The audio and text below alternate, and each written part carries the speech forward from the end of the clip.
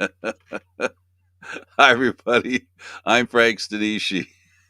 Welcome to CFL Talk. Boy, oh boy. This show can also be heard on the Spanglish World Radio Network. For this show and open forum and other news entertainment programs we offer, please tune in. You can also see my YouTube channel and get all the information you want about the CFL and about 9 million other things because I can't concentrate on anything. I'm so dyslexic. Um, so this is about the CFL. And David, we talked last week about, the way it might go. Um, I was 50%. I was right and I was wrong. I have to say though, my concern for BC was the quarterback and whether he was going to be healthy enough to carry the team. And he just pulled him across the finish line, if you will. I don't know if he's going to be able to do it again next week.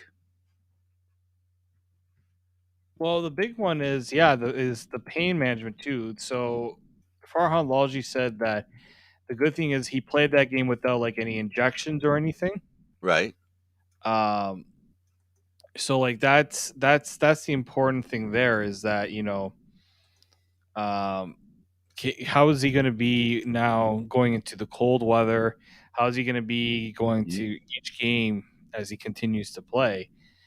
And that And that cold is a nice way of putting Saskatchewan if they get past Winnipeg. exactly, right? So it's not like cold weather tends to make injuries flare up a bit more just because it's not good for the body to be exposed to that type of environment. But, you know,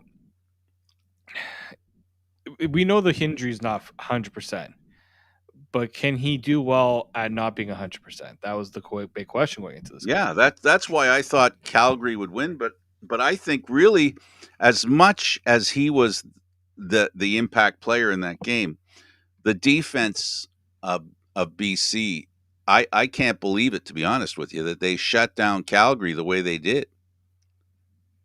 Yeah. No, that was a bigger surprise, I think. Like that was going to be a key that they needed to do to win the game, but I didn't expect it Absolutely. to be to that degree. And I did not expect Bo Levi Mitchell to be in this game. Not at all. Well, the front half of what you said is what led to the back half. If they had been better, they wouldn't have needed to try him, Yeah. right? That was the move that they needed to make because things weren't going the way they hoped. And I have to say that BC's offense, um, I don't know. I think you know with with their young quarterback, I think it's different than it is with Adams. Yeah. I think so. And it has to be the kid that's out there come Sunday. It has to be. No, it has to be. Look, They're not the going to beat Winnipeg without him. the receivers made it known after the game that playing with like Nathan Rourke is different. He's special. They have a better sense of confidence when he's playing. Like they were making catches out there that you're just like, what a throw, but it's also what a catch. The confidence that they play with when Nathan Rourke is in, it's apparent. It's definitely apparent. Well, the catch radius is wide. It was wide, I should say, was wide in this game. He made some throws.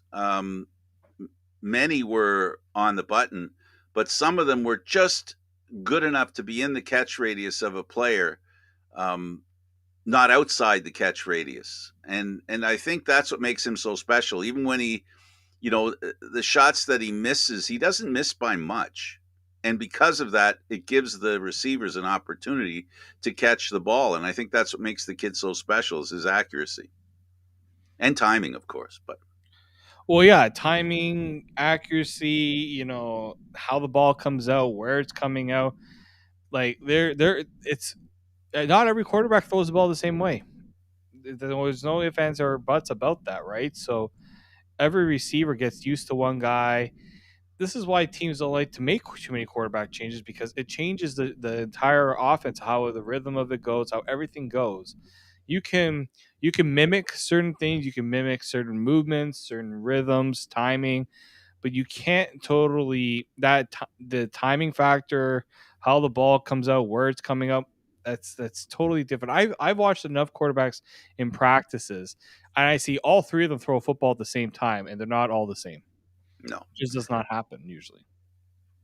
And there's a reason why a quarterback is called the number one quarterback. So Yeah. let's talk about the game specifically, and we'll start in the East, the game that was played first. And Hamilton came up short against Montreal 28-17. Um, this one here was played out without any surprises in my mind.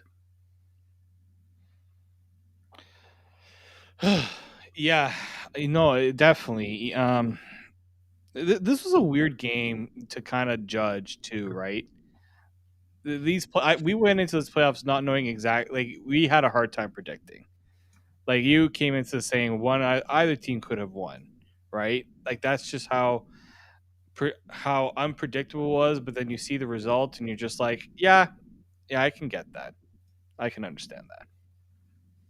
Yeah, um, it ended up the way I figured. If they're well, Hamilton, I picked Montreal because I felt that Evans could not beat Montreal. I still believe that, and I said last week that if there was a quarterback that was going to beat Montreal and or Toronto, it would be Schiltz. I just think that Evans' confidence level is very low. Even when he's making great passes, which he did in that game, there's always that you're waiting for the other shoe to drop.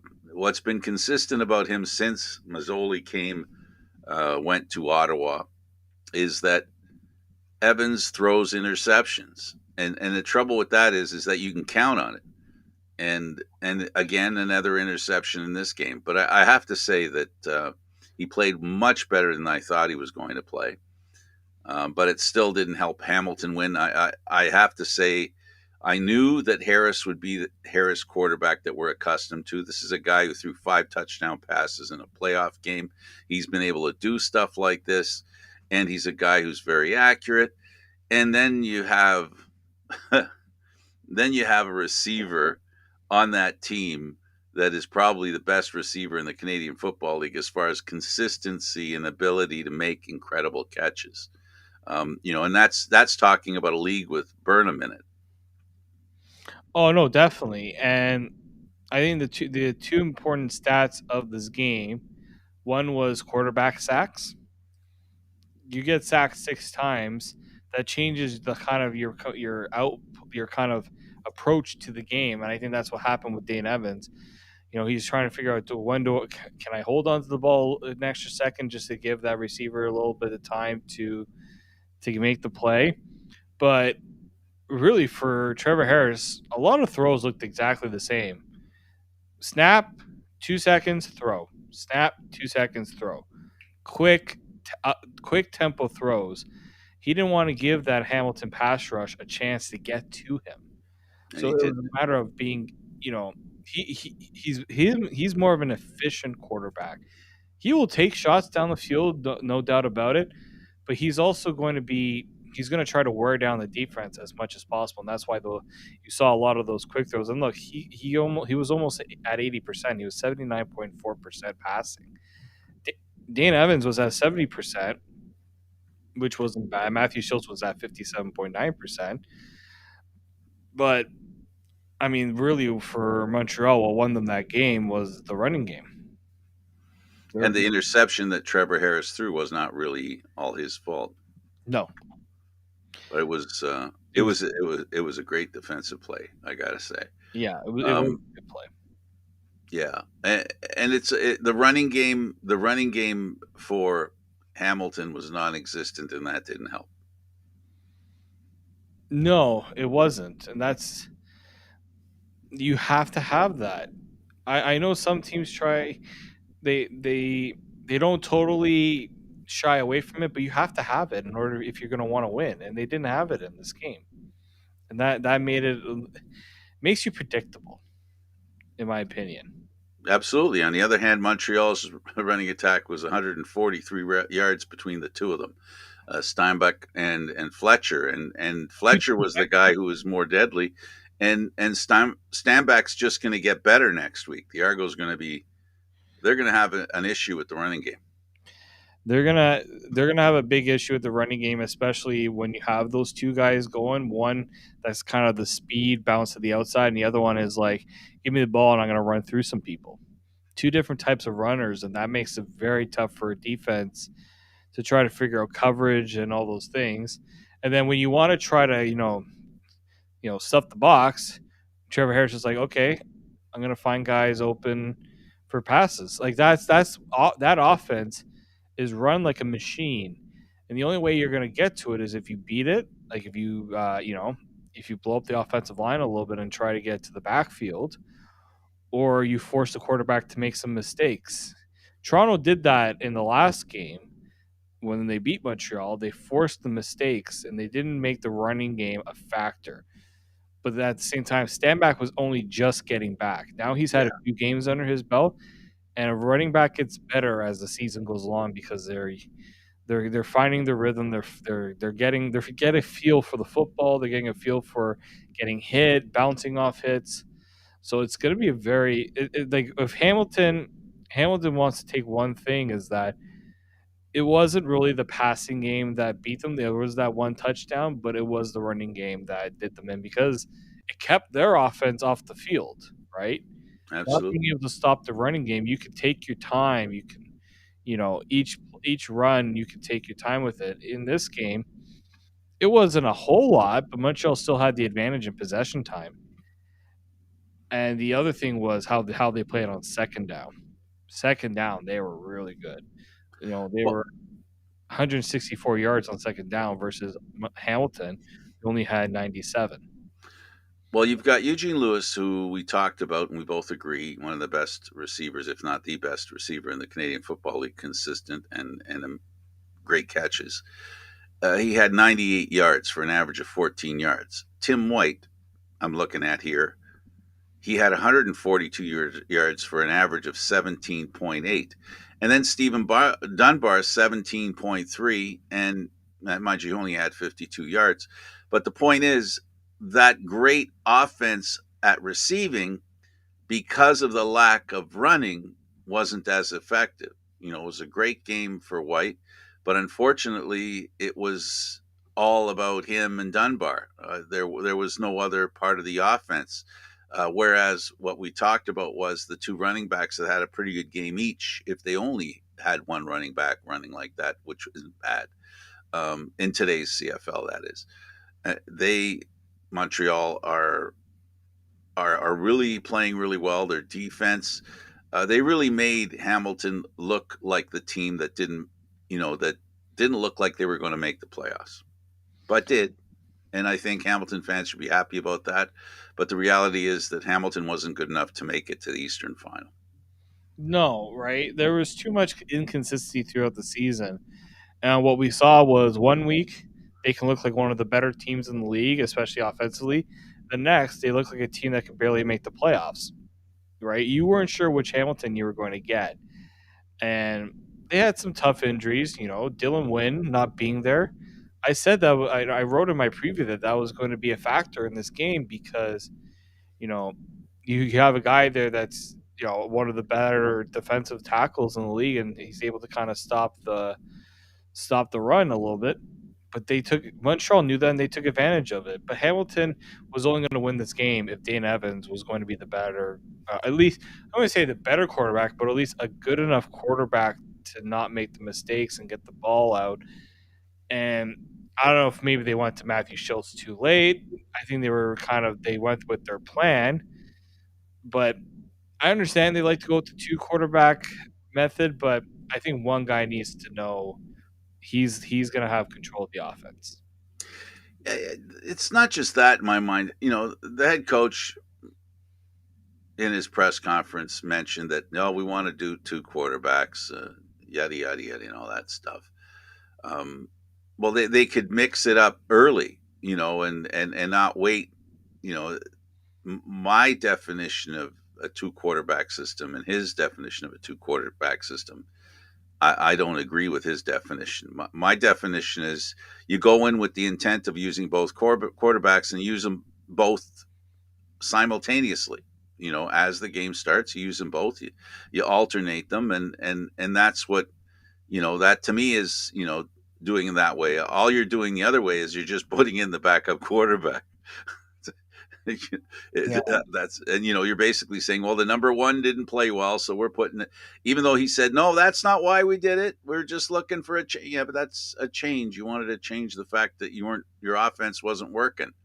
I mean, let's face it, that you did not use the two quarterback system in the way that I think the way the CFL is going to go. If you watch, they've changed the rules to accommodate a second quarterback on a play, and he can be out there. We haven't seen it really utilized that much so far. If there was a team that could have utilized it, should have utilized it, and didn't utilize it, it was Hamilton. No, exactly. I thought what worked as a two quarterback system for them was you get one of those like a Newman who can run the ball, right? Someone Right. because their running backs weren't getting it done. Obviously, not having Don Jackson hurt them. He's the kind of the West Hill has been doing really well, but when you have him and Don Jackson, you can kind of run a two running back attack. It makes that offense totally different. But you get a bigger quarterback who can kind of bust through the offensive line, bust through the line there, get those tough yards. Not all right. Here's one quarterback that's struggling to throw the ball. Let's throw in another one that's also kind of struggling to throw the ball and having to force the guy coming in. Look, you got to make some plays for us. We're down, and that's the worst thing because guess what? Montreal knew exactly that's what they were trying to do. Yeah, there's no surprise. No surprise, right? This wasn't like you know when Hamilton had the two quarterback system last year, and the only reason why they needed the second quarterback was one kept getting hurt, and they needed to kind of switch him around, right? Mazzoli wasn't doing well against Toronto, so they brought in Dane Evans. What did Dane Evans do? 16 straight completed passes, went perfect in the game, didn't make a mistake, kept the ball, kept the chains moving, and they were found a way to get the win. What happens in the Grey Cup? Dane Evans gets hurt, Mazzoli comes in, and he does the same thing. Just got to keep the chains going, got to keep the ball moving, and they weren't doing that. Right? This was an offense that you know I'll give them credit. They found a way to make plays with Tim White. He was their best player. He also saw a lot of targets. 12 targets in that game. That's a lot. And the problem is they didn't really have anybody else behind him other than Steven Dunbar, as you mentioned, right? They didn't have that third or fourth receiver, and I'm a little surprised because Lamar Durant was someone I thought that they were going to use a lot when they had him. But I mean, we know why it didn't work was because Braylon Addison wasn't there. His injury changed the complexion of their season because that's how important Domino. you have. Domino. Yeah, exactly, right. And so, Well, but they were victims. Hamilton were victims of domino because their running game was not playing because of injury, and their defense. Dylan Wynn, who is their most spectacular defender, mhm. I consider him even more effective and more important than Simone Lawrence because what he does is he takes away the passing game of the opposition, and he tends to be a big reason. One of the reasons why the defense can sack quarterbacks. Now, when you don't have him, the threat of others on their own without him being in there as well becomes diminished. So, you know, Hamilton went in there with almost one hand tied behind their back. Their most pressing need in that game was their running game on the sidelines. And what they needed for inspiration and to be able to, try to slow down Montreal and or put them to a halt. Um, Dylan Wynn wasn't in the lineup either. So this was a case where injuries were a factor. I know football's a team sport. I understand that. But there are players that rise above the others enough that they literally make the players who are there better because they can fit into their, if you will, slipstream. It's the way football works. Every team is built with players as a team, but the stars are the ones that make the other players elevate them to a better game. No, it definitely is, right? It's nice when the guy kind of who not many expect to have a big game has a big game. There's always great stories, but it's the stars that stir the drink, right? Yeah, Look at the other side with BC. Who were their best players? Their star players, right? On Montreal absolutely. side, who was their best players? Their star players. There wasn't an unsung hero. There wasn't really an unsung hero in any of these games, and I think that's a lesson to be learned here, right? And that's why certain star players have been getting a big pay raise in the offseason, while other teams are like, well, we're going to try to do it by committee. Well, that committee needs someone to lead the charge, especially when the games get tough. And that's when we find out, we discover, we witness the greatness in some players. I mean, I underestimated Nathan Rourke's ability to play under the conditions that he was being forced to play. Questionable health, and as I said, as the game wore on, he became more. It became obvious that he had an injury. He was limping. They spatted him in the second half. Between in the before the second half, he was taped up from heel to ankle. It was an admission that they needed to do something with his feet. He looked good considering 321 yards on a bum leg. Yeah, Imagine if he was healthy.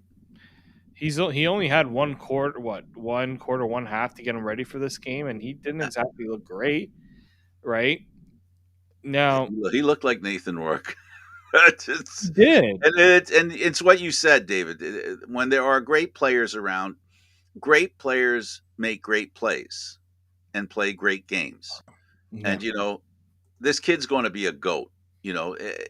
What goat is he going to be? We know he's going to be the best quarterback born in Canada since Russ Jackson. We know that because I think he's already established that there is no other quarterback in the Canadian Football League that ever played that's a Canadian. And there's been a few really good ones. They don't compare to this guy. A lot of quarterbacks that played great as Canadians, but didn't do what this kid's done in one short season. exactly, and the way he's doing it as well. Absolutely, after an injury. I mean, this guy is this kid.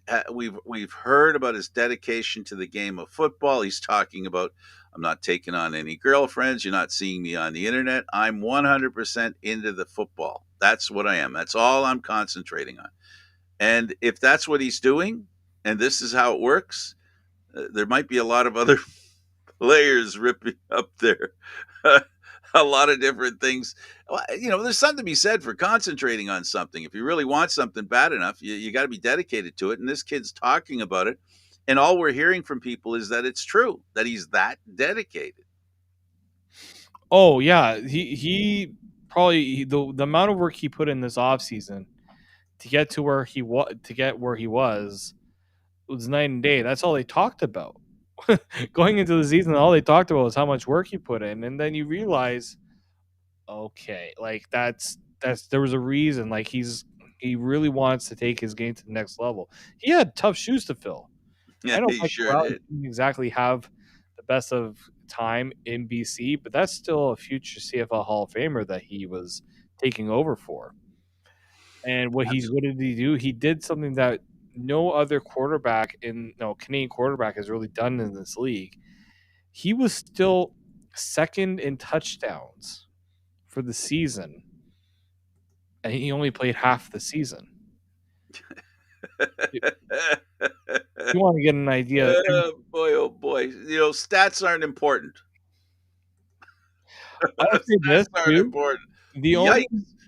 the But they only do offer a perspective, right? they do, and I said, and personally, I feel like the only team that was going to be able to beat Winnipeg in the playoffs, like if it got to that point, was BC, because Nathan Rourke, you need a quarterback that's gonna bring his game to another level. because you're not beating Winnipeg with average play. You Yeah, need you need a top notch offense to beat Winnipeg or you because gotta slow down that offense enough that you can trade blows and keep it close and hope that yeah, do but what I don't think there's a defense in the Canadian Football League that can do that without an offense. I mean, Mhm. you pick your team, David. Whatever team goes up against Winnipeg, and we can start with BC, without without Nathan Rourke throwing the way he can throw, without a Nathan Rourke that can play the way he can play, Winnipeg's winning this game. Now the question is, how healthy is Nathan Rourke? Because if he can get healthy, and you talked about he didn't get any injections, no artificial assistance, other than physical therapy, no medical therapy. Um, he might be able to get some medical therapy, being the winter weather that they're going to be playing in, like you said. This kid's gonna get tested early. You and I talked about when he was injured. The biggest concern for both of us was, please don't make this kid rush back so that his career is threatened. That they do something that might long term, do something bad for him long term. I'm hoping that whatever they decide to do, whatever happens during the game against Winnipeg, I hope it does not have an effect on his long term career, because I just don't want to see any of what I see as in this kid's future diminished in any possible way. No, and he also has to think about there's an opportunity for maybe some CFL team or NFL teams might want to have him do some work in the off season, do some workouts. And if he's injured, well, hey, he can't do that, and teams might get concerned about that injury. So I really do think with Nathan Rourke, you know, he knows his body better than anyone. He would not have been out there if because he doesn't want to put the team in a position where he's a liability, right? I think that when you saw him in that game, it took some time. Like this is the thing about BC. That defense had to be good because the offense wasn't getting anything going really Well, they until did in the first half. If I was to judge their offense, it was night and day. It was good in the first half, and then when the second half came, they shut down Calgary so well that the scores that they made in the first half stood up, because essentially that's what happened. So I'd be happy with their offense in the first half, not so happy in the second half. They can't have that kind of offensive production against Winnipeg if they want to move on. only if their defense is able to come up with some Zeros. yeah. They're going to need zeros if that Winnipeg team is. I'm dying to see how hungry they are for a third Grey Cup. I'm hungry to see how hungry they are. I really am. Um, you know, they've got a they've got a head coach who's pretty humorous. He was talking about comparing his concern about playing BC. It's at about a level, maybe not even as high as whether he should wear shorts or not. The decision to whether he'll wear shorts or not. That's his way of saying you got to take this serious, and I think they will. But man, if you're not rooting for BC, you're a Winnipeg fan, Yeah, no, for sure. I think everybody wants to see Nathan Rourke in the Grey Cup. except Personally, for the Winnipeg fans. yeah, I even think the CFL, like those up high, want to see Nathan Rourke in the Grey Cup. It's a Oh, because you can every national media will be there and they'll be covering the most exciting player in the game in Nathan Rourke. The guy that you can market the league around, the one that you can build your league around. If he's there at Grey Cup week, which Frank, we've been there, all the big boys come out for that. And to have it's Nathan it's going to be an enigma, though, right? It's going to be. There's the irony is that they're going to come out, and they need to come out because this kid may not be in the Canadian Football League much longer, Mhm. right? So this is a big deal, and I think the media knows it. If he makes it to the Grey Cup, anybody who doesn't understand that how great this kid is already and doesn't understand his trajectory, and doesn't understand that the NFL has quite a few teams. Many of them need quarterbacks. Um, that they're going to come sniffing around at this kid. They're going to come sniffing around, and the BC fans are saying, "Go away, come back another day," and I don't blame them. But yeah, this Grey Cup's going to be interesting if he gets in it. You're right; he is a ticket to interest in this game. We've seen it. Well, we forgot a little bit. I think if we all remember what it was like when he wasn't injured, before he got injured, it was all Nathan Rourke, Nathan Rourke, Nathan Rourke. It was every CFL group was talking about the Canadian Football League, about Nathan Rourke, Nathan Rourke, Nathan Rourke, Nathan Rourke. Everybody was talking about this kid.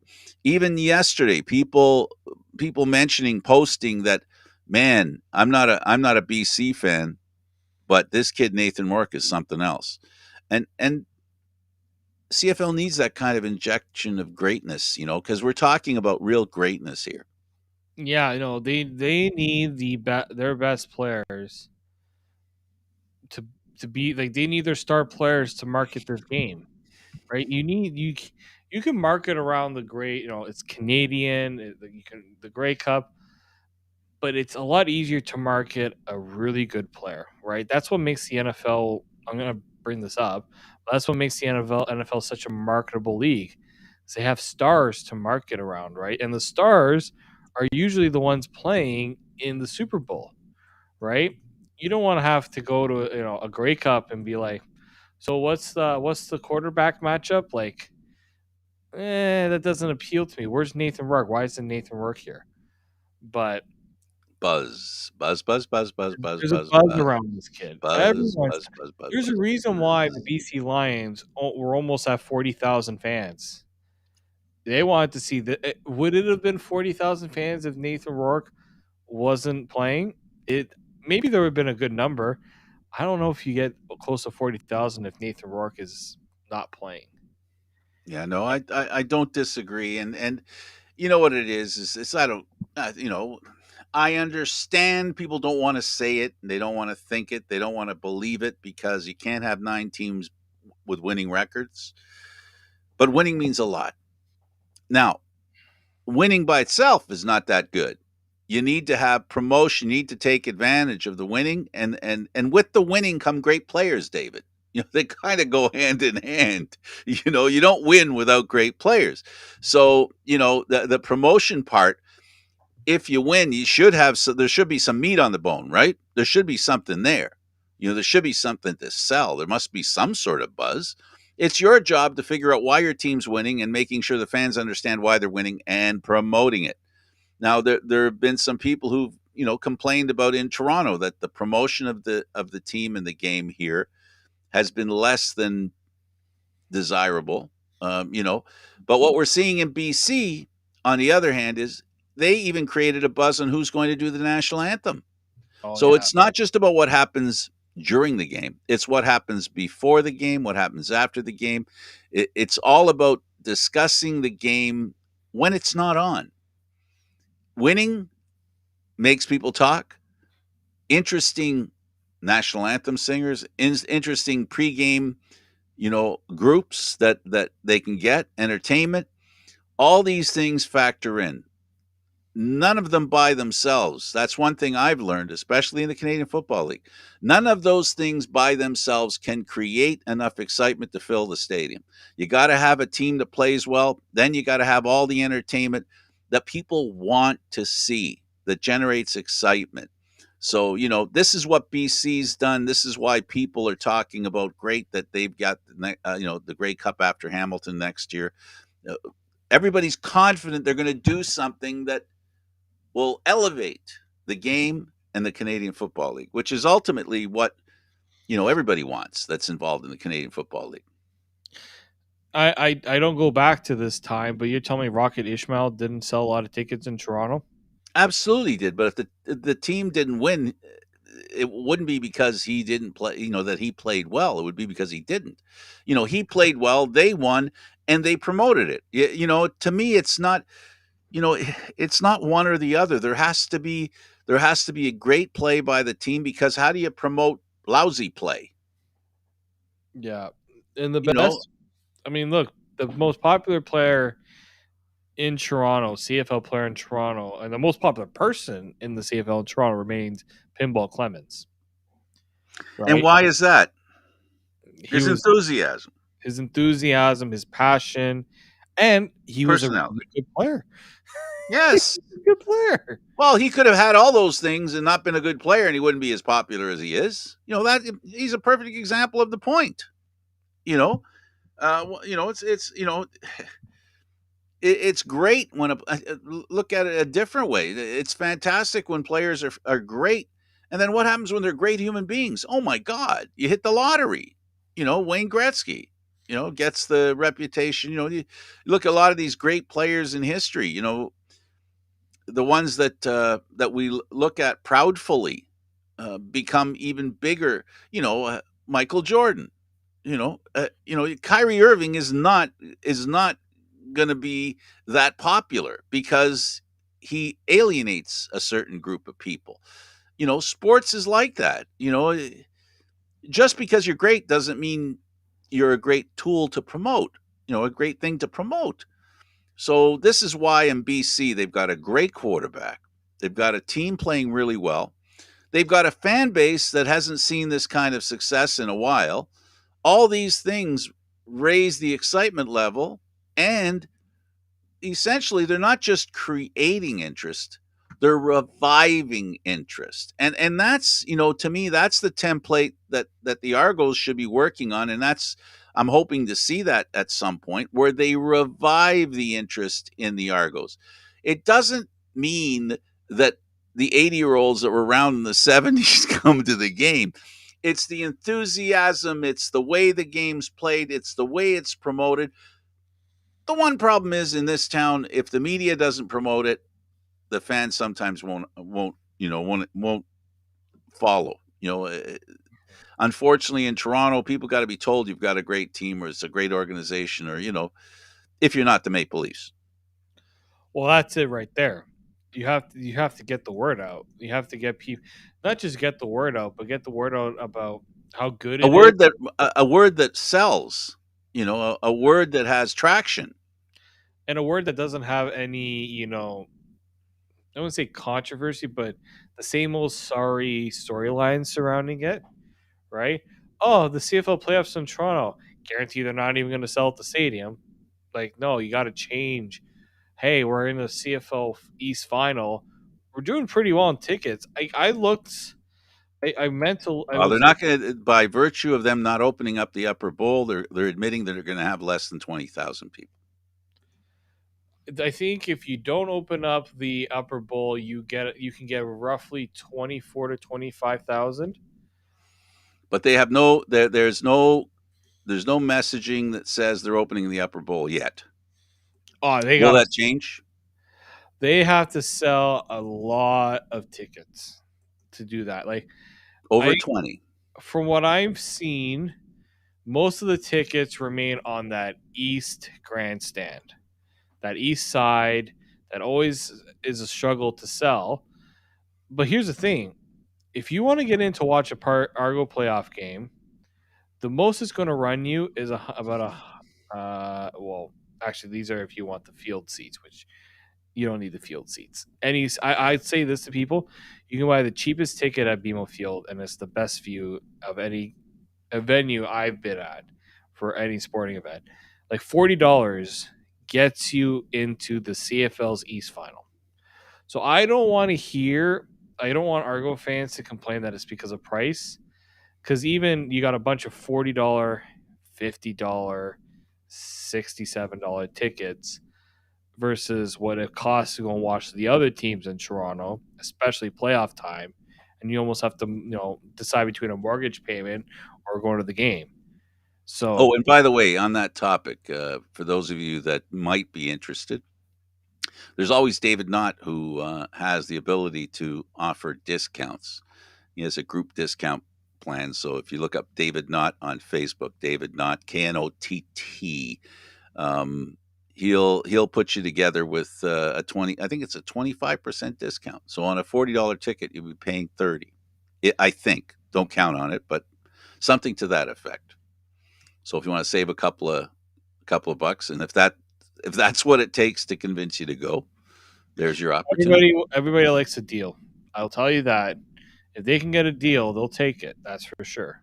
That's the price of that's half the price of parking, a little less. Yeah, and you can. It's a 1 o'clock game, so transit is definitely an option.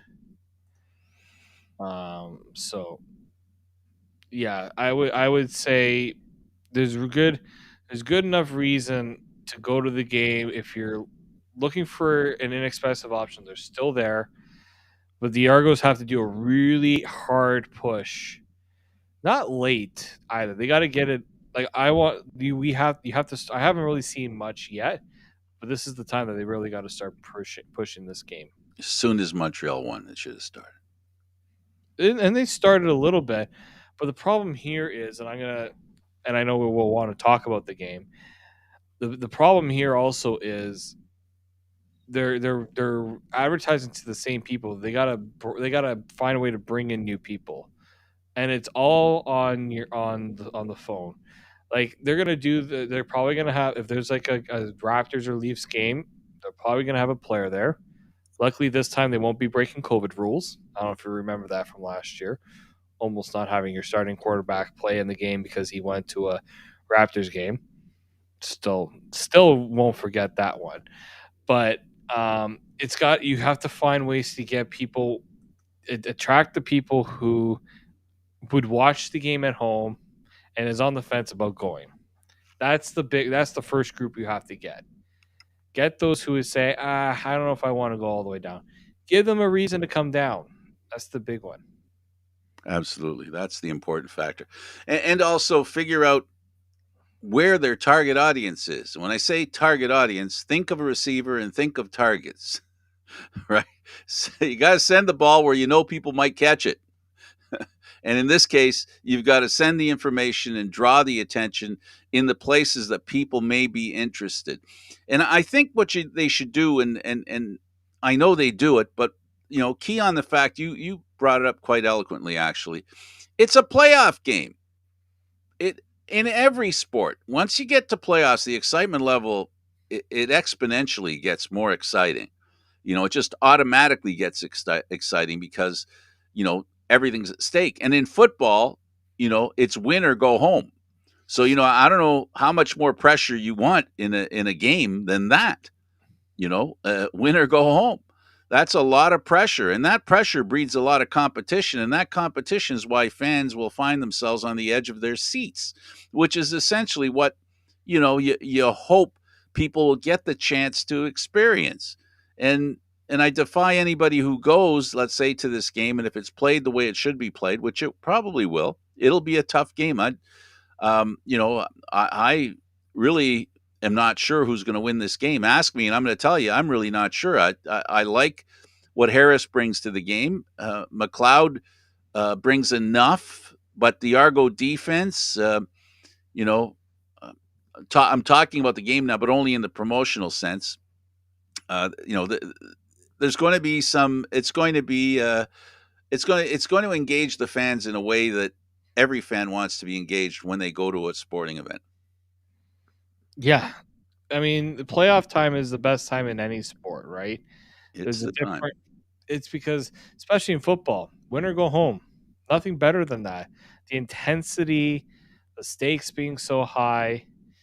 But I think there's going to be a few Toronto fans that are a lot happier that it's not Hamilton in this game. I know that CFL would have preferred Hamilton for the ticket sales, but I think a lot of Toronto fans who went through what happened last year are really happy that it's Montreal this time around. And look, even if the Toronto were to get maybe, And you're not talking about Toronto losing. You're talking about the post game, just the feeling the between the two. drama that has nothing to do with football. Yes, exactly.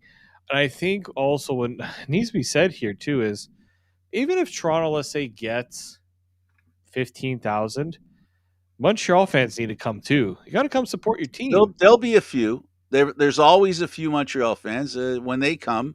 Not as many clearly as Hamilton, but here's what I'm going to suggest. there's going to be more pressure on Montreal fans to be here this weekend than there have ever has ever been for a Mhm. Montreal game in Toronto, because the last time these two teams played for a game that really mattered was in 2012, and it happened at the Olympic Stadium in Montreal. I was there. I forget the section, but boy, was I far away from the game. Um, yeah, and that other than that, that's it. So in the last 10 years, so we're talking almost about a game that's generational and in reasons why people should come to the game. So I can see a lot of Montreal fans coming to this game. I'm going to put a number on it. I'm going to say if I said 2,000, 1,500 to 2,000 people from Quebec, we'll be able to see them in the stands, right? Should be able to. Right. So I think that we'll see that. We'll see maybe 1,000, 1,500 Montreal fans at the game, which will help in a way, not like Hamilton, because I think Hamilton like had two or 2,500 last year, something like that. They sold something like that to Hamilton fans. But the important thing here is, I think, is that the game is between Toronto and Montreal. These are city rivals that you know Toronto and Montreal have a lot of reason to not like each other and to understand the competition level between the two towns. So I don't know if bagels and pork will be exchanged between the two mayors, but I'm sure there's going to be a little bet on the side between the two mayors. And I do know that when it comes to Toronto and Montreal, that there's a there's a factor there that says Toronto Montreal, and I admit it comes from hockey, right? The Toronto Montreal rivalry in hockey, it can move over to football, and I think it will. And you also got a Montreal owner who's going to push very hard. Oh my goodness. He's going to be, some call him annoying on Twitter, but it's a good annoying. It keeps the fans engaged. But what do you think happens this, like, okay, that game? I call him all knowing. All knowing. Um, Because he knows what's going to happen and it doesn't, and that makes it annoying. I know. I don't think I don't think many would forget that guarantee. One, Well, even a broken clock is right twice a day, this is true. I've heard that one right? before. Probably from me. It's going to be great. The game's going to be great. Let's talk about Bo Levi Mitchell coming in to the Calgary game. Um, I guess unless people use the term, I hate the term. I really don't like the term, but garbage time. Uh, Um, I'm not really sure that's what we could call he came in at, but no, it wasn't garbage time. No. right. And he was 8 for 11, 72.7%, 147 yards in a very, very short period of time. Did he sell his services elsewhere? I think for him it showed that maybe don't close the chapter on his playing career just yet. I don't think so. I That to me see proves it isn't. I see two teams that could realistically go after him this offseason. Saskatchewan That one's a given. and Hamilton. This game, what impressed me about Bolivar Mitchell, he sat. He has been sitting. He is not the number one quarterback anymore. They made it known that he wasn't going to be the number one quarterback anymore. And he came out of the gate 8 for 11, 147 yards. He was the only reason why this game was not a complete blowout. Sure, he didn't throw a touchdown, but he moved that ball a lot better, in my opinion, than Jake Mayer did. Now, Jake Mayer has never been in this position before. It is a learning First experience. time playoff experience. Bo Levi Mitchell even says they're in good hands, but he's made it known. He's done with Calgary. I don't think he's finished with his playing career yet. I think he'll still try to stick around a little Well, longer. that fourth quarter is going to stick, in his head too. There's no doubt in his mind. I don't see how anybody could have any doubt in their mind after having that kind of play in those few minutes and those few throws that they threw. I just don't see him saying it's over after that. You know, No, so that was a great entree to a move, and you're right. Hamilton could be in the works. Now they've got Evans signed for I think what 2 years. I think it's 2 years. I'm not sure if it's three. I don't think it's three. I think it's two. But regardless, he signed a 2-year contract extension, but how much of that is guaranteed? that's the big question, right? That's the question that the camp answers. And if you're Bo Levi Mitchell, you're going to have to. I was joking with Aaron that he's going to have to take a haircut, and there might not be much hair left on his head. That's the kind of haircut he's going to have to take. And basically, he's going to make a deal that says, if I do this, it's all going to be about performance bonuses. Whatever they can do legally that contracts can do in the Canadian Football League, it'll be loaded up that way more than it will be salary or guaranteed money. Actually, you could do both. You could get a decent amount of guaranteed money, but not enough to hurt the cap, and then go with the bonuses and then figure out what they're going to do if he hits all his bonuses. Well, that's the other thing too, right? A lot of his money, some of it's hard money. A lot of it also has to do with compensation in terms of the cap, like his hitting certain bonuses, housing.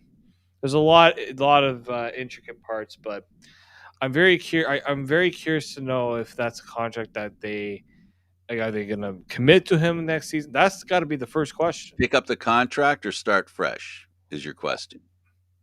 or see if another That's a team. good question. But I got to tell you, if there's a team that's suited to take on a great player from another team, especially a quarterback, and bring them to their franchise and have done it before, and it wouldn't be a surprise to do it again. I have to say, you're talking about Hamilton. That would not surprise me at all. Hamilton has brought in great quarterbacks from other teams that have had a long history at other teams. Hamilton is a place where players find themselves, and I say this in the most complimentary sense, is that great players from elsewhere are treated so well in Hamilton, it's like they never left where they left. Yeah. We've seen it. We've seen it with many players. That's the one thing that Hamilton does.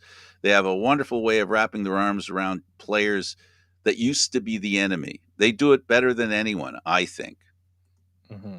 So you're probably right. That's thinking of what you said and looking for reasons to disagree. The only thing that I would hold back, the devil's advocate in me talks about money. That's the only issue because they have a lot of money that they spent.